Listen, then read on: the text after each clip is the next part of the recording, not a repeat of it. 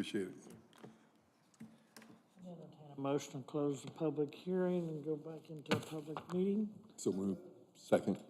What, Deb? Motion by Collier, second by Mr. Adams. All those in favor of the motion? Hang on, point of order, what? For public comment? Oh, Close it, is there any public comment? Dree? None? Golden opportunity, Dre. We just gave you according to the presenter, this thick of a document, you have no, okay. Okay. Then I'd go ahead with the motion and the second, We got a Mr. motion Chairman. and a second. All those in favor of the motion to go ahead and close the hearing, say aye. aye. Motion carries 3-0. Adjourn the commissioners' meeting again and moving on down. Bless you. Josh, I'm assuming Baker Tilly agreement? Good evening, gentlemen. Sarah, thanks for all your hard work on that. We have 2 agreements for you this evening from Baker Tilly. We have them engaged to do a number of things. Whenever we do a new service, they like to have a special agreement particularly for that. The first agreement is to help us with investment of our bond proceeds as we work through the draw schedule for our upcoming projects. That way we leverage the amount of money that we're getting and increase it as much as we can. And the second is also related to the BOT project, but it's for a renewable energy tax credit advisement. And those are 2 projects related to this new Justice Center that we just found out was so needed. Any questions for Josh And on both this of these are agreement? on a time basis, just to clarify, it's not a lump sum. And so we only pay for the services we use. Brian Collier makes a motion that we accept the 2 proposed Baker Tilly agreements as presented. Second. Motion and a second to accept the agreements as presented by Baker Tilly for both documents. Any questions from the board? Audience? Not hearing none. All those in favor signify by saying aye. Aye. Motion carries 3-0. Thank you. Thank you, Josh. Ratifying the AT&T agreement. Mr. Wisco, have you had a chance to even look at this? You're good with it?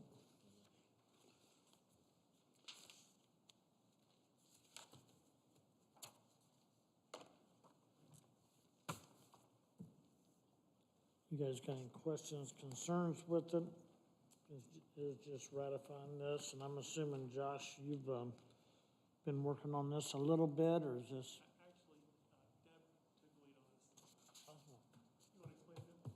We'll let you, Ms. Deb. Explain the $96,694.21.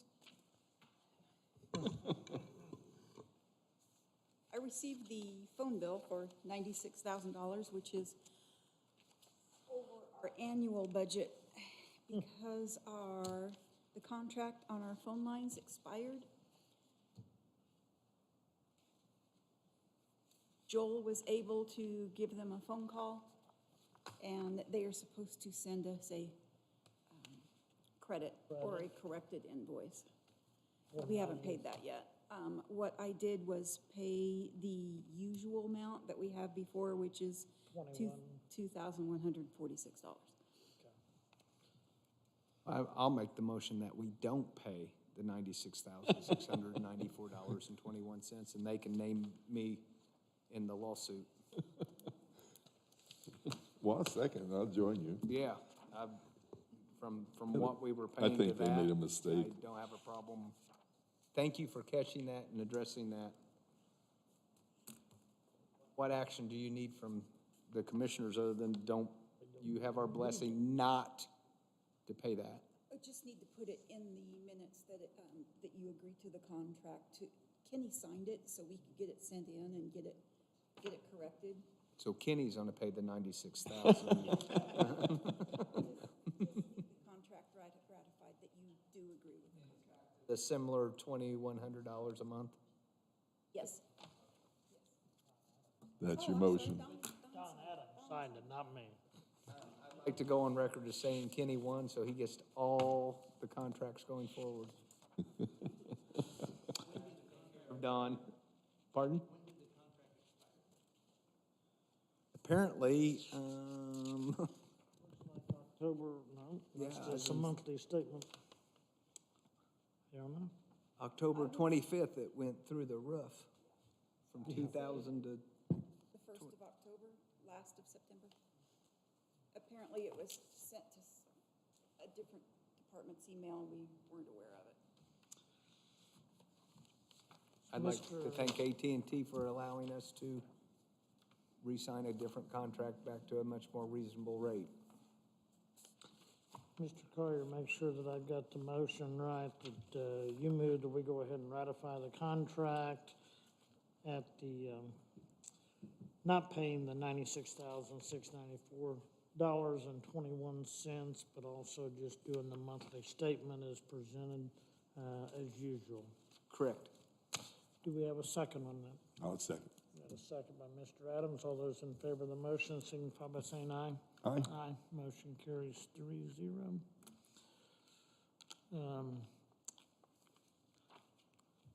PTO request, is that at the, I've got that wrote down here, is that? I've seen it in here, Deb, is it in the back? I see it out.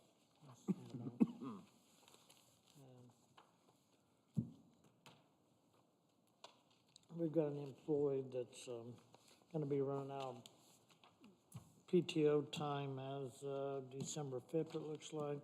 She's not gonna be coming back to work till January 9th, and just would like to ask for donations of PTO time for this employee that's been with the county for over 20 years. Anybody got a problem with it? If not, entertain a motion. I know we've done this in the past. Brian Collier makes that motion. We got a motion by Mr. Collier to approve allowing the donation of PTO time for this particular employee. I'll second the motion. All those in favor of the motion signify by saying aye. Aye. Aye. Motion carries 3-0. Thank you. As I say, I let you in the last open meeting have the opportunity to talk, and you didn't take it, so. Thank you, Dre, and I am so sorry. I didn't even look up, little lady. I was just reading. Moving right on along, you've got a transfer letter. It's in the amount of, the first one is for the Park and Recs, $2,000 program supplies going into fuel. We've exceeded our fuel expense in the amount of $2,000. We've also asked for $500 out of printing and advertising going into utilities. The second letter from the parks is also gonna be part-time director, $8,500 going into, for the remaining balance of the pit tarlet that's getting ready to go down to Burkhart Creek, for the last installment on that, and then the $1,800 from park director, part-time into equipment to go ahead and purchase a used golf cart. It is a Yamaha, and it is electric. It would have all new batteries on it. It would be taking the place, basically, using the toolcat that they have used for, ever since we've had the toolcat. And it's a Bobcat brand, using it to shuttle people down the trail with the weed eaters and gas and the oil and everything, and it's just, to me, it's putting a lot of hours just unnecessarily on that piece of equipment. That toolcat and the golf cart would be a lot better, and being able to get this used one at that price, that's about the cheapest that I could find. I know Mr. Adams done some checking as well. If you'd want to elaborate on that, Don. Dan. No, I think you've got about as good a deal as you're gonna get. And any other questions on either one of these transfer letters? Not, I'd entertain a motion on one or both. I'll go ahead and move that we accept those transfers, We got a motion by Mr. Adams. present to council.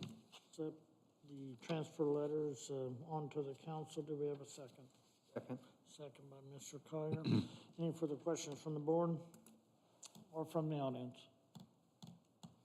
Not hearing none. All those in favor, signify by saying aye. Aye. Motion carries 3-0. Mr. Adams, it looks like we, oh, there, What we got?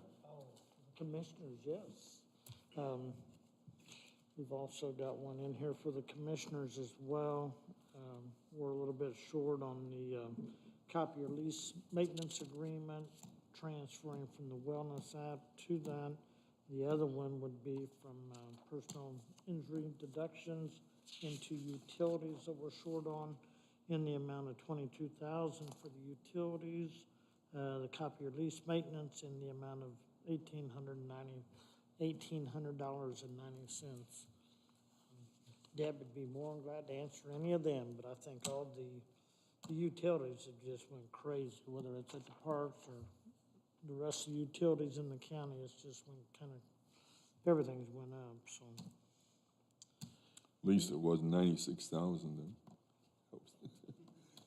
I'll move to proceed with the request for transfers. We got a motion by Mr. Adams to proceed with the request of the transfer letters for the commissioners. I'll second the motion. Any further questions from the board or from the audience? Not hearing none. All those in favor, signify by saying aye. Aye. Aye. Motion carries 3-0. Mr. Adams, now it's all yours for the good of the for the good of the county. County, I've got two things, I guess. One is that it was a very successful and numerous election we had first of this month since we last met. And congratulations to you, sir. Thank you. It'd be good to look forward to 4 more years, at least 2 more years if that I'll be here, maybe 4. We'll see how it goes. Kudos to Tammy Parker stepping in, and it was a huge turnout, and it was well done. So you all get a chance to see Tammy, thank her. The other thing I want to mention, I think is a little, for the good of the county, one of the most interesting things I've run across recently. It came from Facebook, which is usually not the source of good news, I suppose, but it was somebody said, you need to hear what Eric Bowen, our superintendent of Martinsville Schools, had to say at the first of the meeting on the 17th. So I went, and there was a link there, and if you get a chance, go to Martinsville Schools and listen to their meeting on the 17th for about, I'd say 5 or 6 or 10 minutes. It probably wasn't too long. Eric Bowen spoke about not only a school issue, but I think a community issue about facts and what we do and how we should handle them, how we should feel about each other, and how we should conduct our lives. It was well done. It's good to hear school people talk about those things because as we all know, that's where our future is. And I was very pleased to see Mr. Bowen make those remarks. So kudos to him. And I don't know anything coming up except Sand in the Park. Is that before we meet? Pardon me now. The adventure out at Waverly? In the park will actually be after our next meeting. After? It'll be the Okay. Well, second Saturday of the month. we'll whoop it up for that then. But that's all I had. There's anything else? I think I heard there was a wounded deer running around the country someplace, but I can't. A note that I was going to thank Tammy Parker and the election team because we did have very, very strong turnout and it went very smooth. And I always tell people that if you run more than once, then you are a politician, even though it comes with the negative connotation that politicians have. But it takes a lot to put your name on the ballot. It takes a lot to take the grief that us politicians take. And I still think it's pretty cool that people go out and stand in line for as long as they do to exercise their right to vote. And I tell this little story, and if you'll bear with me real quick, my youngest asked why I was making her come home from IU, all the way from IU, to vote because I wasn't even on the ballot. And it was a valid point. And I said, because Dad messed up and didn't get you the absentee, so get home. And I said, even if Dad's not on the ballot, we still vote. My grandfather spent 362 days on the front line in World War II before he got shot. If he can do that, my family can stand in line for however long it takes every election and cast their vote. It's the last great thing that they haven't taken from us, and I'm very passionate about it. And I just want to thank the citizens of Morgan County for allowing me to sit up here and to teach my kids that what Grandpa did 80 years ago is why we go and vote and why we do stuff like this. And, you know, if you don't want to come here and be in our presence, you can still watch us on YouTube. Thank you. Thank you, Brian. Nothing else needs to come for the board? Yes. Report on Monrovia's fire. The building is still standing, but the inside's been pretty well gutted out. And so if there's anything that the county can help us with there in Monrovia and the Morgan County Rural Water to get them to allow us to put in more fire hydrants and such. Of course, any fire hydrant they have in the homestead now has the water shut off at the base, and that's not the fire hydrants itself. It's like a service valve. And so any fire department coming in before Monroe Gregg, well, not Monroe Gregg, but Monroe Township, they have to know where to get the tool to turn on the water. That's the fire hydrant. Yeah, we're having, yeah. Morgan County Rural Water does not want to supply water for fire service. And even though we do have a large supply of water coming in from Indianapolis Water, or what citizens think. Citizens. Yeah, we definitely need help. And we've been after them for a couple of years, and it's like talking to a brick wall, or into concrete. The water at the high school. Because that's where we filled up before when I'm out in your neck of the woods fighting fire. Yeah, it's still Morgan County Rural Water. Okay. You know, we just have such a limited number of fire hydrants around. And most of those fire hydrants, the lines to them are only 5-inch, which is, you know, you can't pull from multiple hydrants on a 5-inch. I'm clear. Yeah. I would have thought that the one at the high school would have been more of a main trunk to furnish your sprinkler system there, so. Yeah, we've, right up behind my house is a 16-inch water line. We've been talking to them about tapping in with an 8-inch water line and running out across the fields up into the town and put fire hydrants up in there. Okay. And that's owned by Indianapolis Water? Morgan County Rural Water. The 16-inch one is? Okay. Yep. Lauren, thank you, sir. I'd entertain a motion for adjournment if there's nothing else. So moved. Motion a second. All those in favor signify by saying aye. Aye, Thank you all for coming. all of you. Signatures, you need, thank you.